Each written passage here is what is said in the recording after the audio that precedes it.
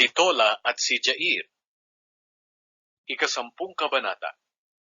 Pagkamatay ni Abimelech, si Tola na anak ni Puwa at apo ni Dodo ang siyang namuno sa pagliligtas sa Israel. Mula siya sa lahi ni Isakar, pero tumira siya sa Shamir, sa kabundukan ng Ephraim.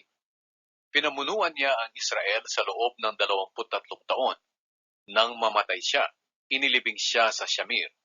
Sumunod kay Tola ay si Jair, na taga-Gilead. Pinamunuan niya ang Israel sa loob ng 22 taon.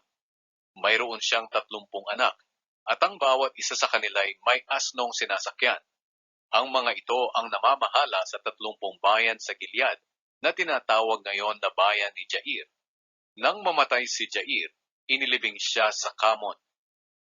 Pinahirapan ng mga Amonita ang mga Israelita. Muling gumawa ng kasamaan ang mga Israelita sa paningin ng Panginoon. Itinakwil nila ang Panginoon at sumamba sila sa mga imahe ni Baal at ni Ashtoreth at sa mga Diyos-Diyosa ng Aram, Sidon, Moab, Ammon at Filisteo. Dahil dito nagalit sa kanila ang Panginoon at pinasakop sila sa mga Amonita at mga Filisteo. At nang taon ding iyon, pinagdusa at pinahirapan nila ang mga Israelita. Sa loob ng 18 taon, pinahirapan nila ang lahat ng mga Israelita sa Gilead, sa silangan ng ilog ng Jordan, na sakop noon ng mga Amoreyo. Tumawid din ang mga taga-Amon sa kanluran ng ilog ng Jordan, at nakipaglaban sa lahi ni Nahuda, Benjamin, at ang mga sambahayan ni Ephraim. Dahil dito labis na nahirapan ang Israel. Kaya humingi ng tulong ang mga Israelita sa Panginoon. Sinabi nila, "Nagkasala po kami laban sa inyo, dahil tumalikod kami sa inyo na aming Diyos, at sumamba sa mga imahen ni Baal." Sumagot ang Panginoon, "Nang pinahirapan kayo ng mga Ehipsyo, Amoreyo, Amonita, Filisteo, Sidoneo, Amalekita at mga Maon, humingi kayo ng tulong sa akin at iniligtas ko kayo. Pero tumalikod kayo sa akin at sumamba sa ibang mga Diyos. Kaya ngayon hindi ko na kayo ililigtas. Bakit hindi kayo humingi ng tulong sa mga Diyos na pinili ninyo na sambahin?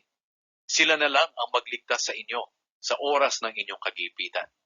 Pero sinabi nila sa Panginoon, "Nagkasala po kami sa inyo, kaya gawin niyo ang gusto niyong gawin sa amin. Pero maawa po kayo, iligtas niyo po kami ngayon."